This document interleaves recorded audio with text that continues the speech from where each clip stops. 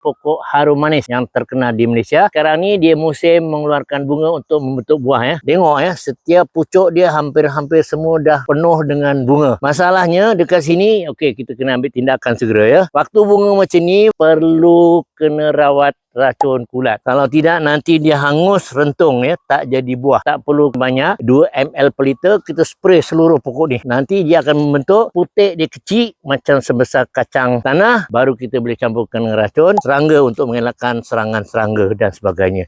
Ini dah mulalah kita hari tu saya spray baja buah ya, rangsangan baja buah pun boleh, tak perlu hormon ya. Buah ni kita tembak tapi kena pekat tembak dekat sini ataupun kita curah dekat sini. Nampak ni? Ni tengok pokok ni. Curah dekat sini cara tak langsung dia mula mengeluarkan bunga. Kalau tak ambil tindakan seterusnya, itu racun memang hampir-hampir gagal ya. Kita nanti sebab dia kena kulat. Okey, kita ambil. Setelah bunga ni yang mana dulu saya dah racun, dia jadi putih. Mana sini tengok putih dia. Ni tengok. Ni putih dia. Nampak? Ni. Dia jadilah sebab saya kena racun kulat. Kalau tidak dia hangus.